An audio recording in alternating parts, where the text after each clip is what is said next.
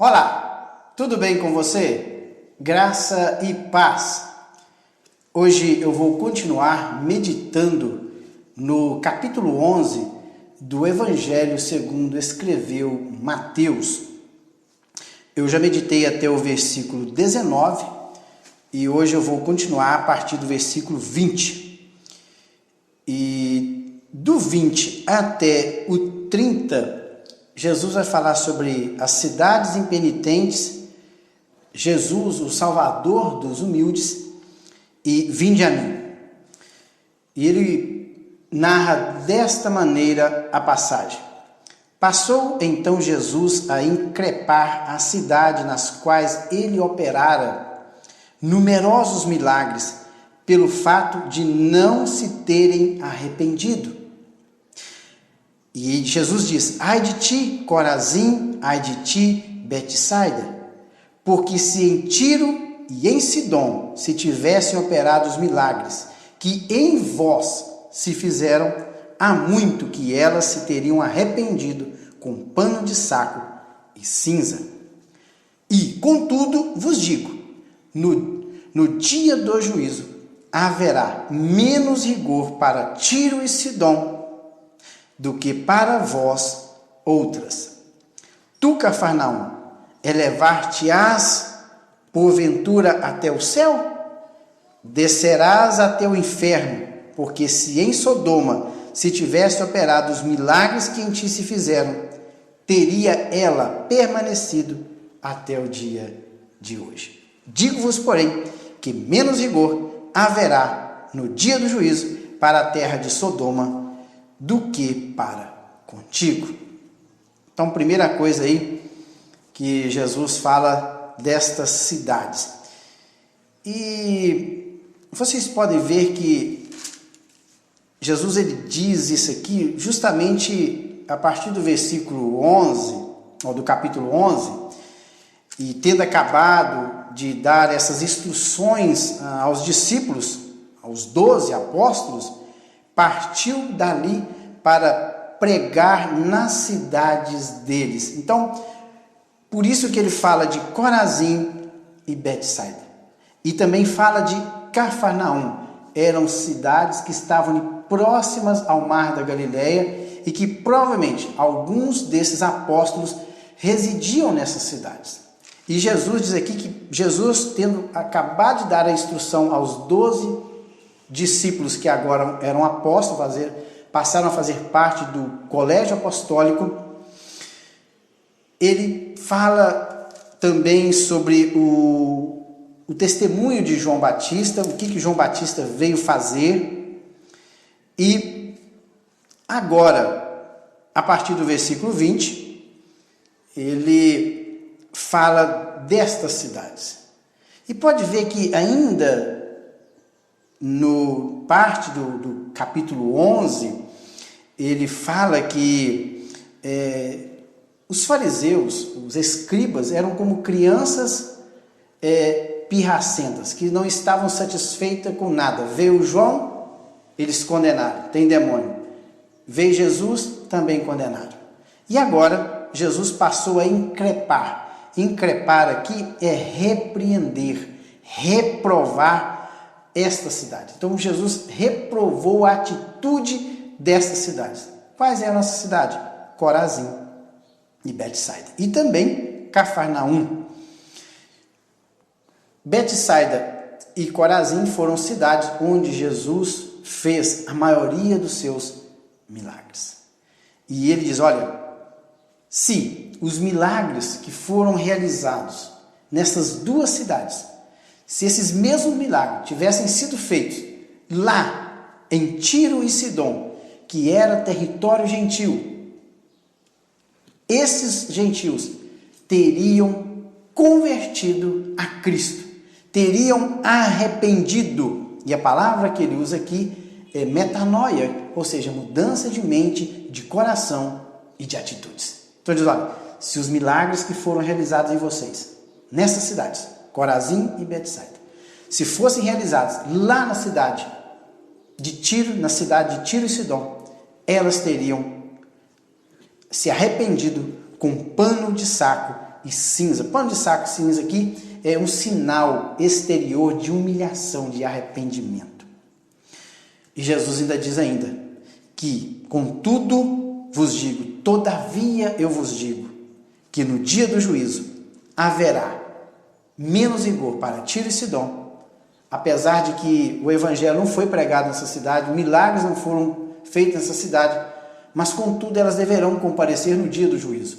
Só que no dia do juízo, o rigor para essas duas cidades será menor do que o rigor que será para com essas duas cidades que Jesus realizou a maior parte dos seus milagres. E depois Jesus diz para Cafarnaum, e Cafarnaum, e diz assim, elevar, você vai subir até os céus? De maneira nenhuma. Pelo contrário, você será abatida, você descerá até o inferno. Você descerá até as profundezas. Por quê? Lembrando que Cafarnaum era a cidade onde Pedro, André e Jesus moravam. E talvez João e Tiago, esses pescadores, era uma vila, uma cidade próxima ali, às margens do Mar da Galileia, era uma cidade de pescadores, uma vila de pescadores, e Jesus morava ali. Então Jesus passou a maior parte do seu tempo ali naquela cidade. E mesmo assim, essa cidade, ela não se arrependeu dos seus pecados. E ele diz, olha, se tivessem sido operados os milagres que em ti fizeram, ou seja, Cafarnaum, esses mesmos milagres tivessem sido operados lá, nas antigas cidades de Sodoma, o que teria acontecido? Elas teriam permanecido até os dias de hoje. Porque essas duas cidades, o juízo de Deus foi executado imediatamente sobre essa cidade. Ou seja, todos pereceram e provavelmente todos foram para o inferno. Somente Ló e a sua família é que escaparam da destruição. Os demais, com certeza, não resta dúvida que todos eles foram imediatamente para o inferno devido às suas atitudes pecaminosas. E ele diz, digo, porém, que haverá menos rigor no dia do juízo para com a terra de Sodoma do que para com a cidade de Cafarnaum. Por quê? A cidade de Cafarnaum, eles viram os milagres, viram Jesus fazer, contemplaram tudo, o evangelho foi pregado nessas cidades, mas contudo, eles não se arrependeram. Por isso, o juízo será muito maior para estas três cidades. E agora, no versículo 25, ele diz, por aquele tempo exclamou Jesus, graças te dou, ó Pai, Senhor do céu e da terra, porque ocultaste essas coisas aos sábios e instruídos, e as revelastes aos pequeninos. Sim, ó Pai, porque assim foi do teu agrado. Tudo me foi entregue por meu Pai. Ninguém conhece o Filho senão o Pai. Ninguém conhece o Pai senão o Filho e aquele a quem o Filho quiser revelar. Ou seja, Jesus veio salvar os humildes de coração.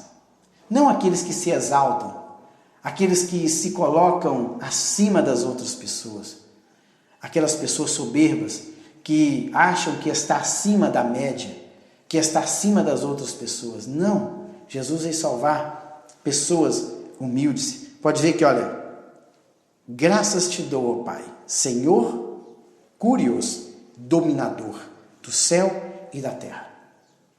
Porque ocultaste essas coisas aos sábios. Aqui eram os mestres. Provavelmente Jesus tinha em mente os mestres da lei, os escribas, os fariseus, os instruídos da lei, que se diziam conhecedores da lei de Moisés. Achavam que estavam acima das pessoas. Pode ver? E instruídos em quê? Na lei. Mas eram o quê? Religiosos. Ou seja, Deus ocultou as suas revelações, os seus mistérios para com estas pessoas e aprove a Deus revelar tudo isso para os pequeninos. Quer um exemplo? Jesus, quando nasceu em Belém, os pastores, homens excluídos da sociedade, tiveram o privilégio de contemplar a visão celestial e irem até onde estava o menino e ver o Salvador do mundo. Portanto, os escribas, os fariseus e os sacerdotes, Jesus nasceu, cresceu, viveu e foi entregue para ser morto por ele, e eles não perceberam que estava diante do Messias. Ou seja, Jesus fez todo o seu trabalho de resgate do povo de Israel, mas os instruídos na lei, os sábios na lei, os inteligentes na lei, não perceberam que estava diante do Messias prometido, que havia sido revelado ou profetizado na lei e nos profetas. E eles não perceberam. Tem um detalhe a mais ainda. Os magos do Oriente saíram lá da Mesopotâmia, guiados por uma estrela, viajaram milhares de quilômetros, ou centenas de quilômetros, saíram de lá, vieram ver Jesus, o Salvador dos povos, e o seu próprio povo não percebeu que o Salvador tinha nascido. Por isso que, olha, porque ocultaste essas coisas aos sábios e instruídos e as revelaste aos pequeninos. Pequeninos são quem? Os pescadores, os pastores de ovelhas, os coletores de impostos, como Mateus, um Zaqueu, uma mulher pecadora, a mulher samaritana no poço de Jacó e tantas outras pessoas que Jesus se revelou para elas. A mulher que tinha 7 demônios, Madalena, e tantas outras pessoas que Jesus quis revelar. E ele diz que tudo me foi entregue por meu Pai. Então todo o poder foi entregue nas mãos do Senhor Jesus. Ninguém conhece o Filho senão o Pai. E ninguém conhece o Pai senão o Filho, a quem o Filho o quiser revelar. E ele encerra aqui o capítulo 11 dizendo assim: vinde a mim, todos os que estáis cansados e sobrecarregados, e eu vos aliviarei. Tomai sobre vós o meu jugo e aprendei de mim, porque sou manso e humilde de coração. E achareis descanso para as vossas almas, ou para a vossa alma, porque o meu jugo é suave, o meu fardo é leve. Então, Jesus agora está dizendo, olha, vinde a mim, vocês pequeninos, que estáis cansados e sobrecarregados, cansados aqui, aflitos, com a carga extra que eles não podiam carregar. Com certeza Jesus tinha em mente aqui a lei, que os escribas e os fariseus tinham colocado sobre as costas do povo. O fardo era tão pesado que os escribas, os doutores da lei, nem com o dedo poderiam carregar, mas que eles impunham esta carga tão pesada nas costas do povo e obrigavam o povo a carregar. Então Jesus e os mesmos não conseguiam carregar. Eles mesmos não tinham condições de carregar, mas queria que o povo levasse essa carga. Então Jesus, olha, vinde a mim, todos vós que estáis aflitos, sobrecarregados, com peso extra que vocês não estão dando conta de levar. E eu vos aliviarei. Eu vou tirar essa carga pesada que os escribas e os fariseus colocaram sobre os vossos ombros. E ele diz, olha, tira essa carga, tira todo esse peso que estes homens colocaram sobre vós e tomai sobre vós o meu jugo. Aprendei de mim, porque sou manso e humilde de coração. Sabe por quê? Jugo aqui fala daquela canga que era colocada no pescoço dos bois para atrelar 2 bois. E era uma peça de madeira comprida que era colocada no pescoço de 2 bois para eles ararem a terra. Então Jesus fala o seguinte, tem uma diferença. O jugo dos fariseus, dos escribas, ele é tão pesado e eles não ajudam vocês a carregar. Eles só colocam esse fardo nos seus ombros e deixam vocês se virar sozinhos. Agora comigo é diferente. O meu jugo, além de ser leve, eu ainda ajudo a vocês a carregar as suas cargas. Quando vocês não estiverem suportando mais, eu ajudo vocês. Não é que vocês vão deixar de carregar, um peso, porque a nossa caminhada aqui de fé, ela tem um preço para nós. Mas lembre-se que quando nós acharmos que estamos sozinhos, Jesus está conosco, nos ajudando a levar as nossas cargas. Por isso que, olha, tomai sobre vós o meu jugo e aprendei de mim, que sou manso e humilde de coração, e achareis descanso para as vossas almas. Jesus está ao nosso lado, do outro lado da canga, do outro lado do jugo, nos ajudando, nos conduzindo, nos guiando, nos fortalecendo nesta caminhada. Quando acharmos que o nosso fardo está impossível de ser levado, lembre-se, Jesus está do nosso lado, nos ajudando a levar essa carga. E diz aqui, porque o meu jugo é totalmente diferente do jugo dos fariseus e dos escribas. O meu jugo é totalmente diferente. Ele é suave. Suave aqui é uma carga fácil, que se acomoda fácil nos nossos ombros. Ela é fácil de ser levada. Olha, porque o meu jugo é suave e o meu fardo é leve.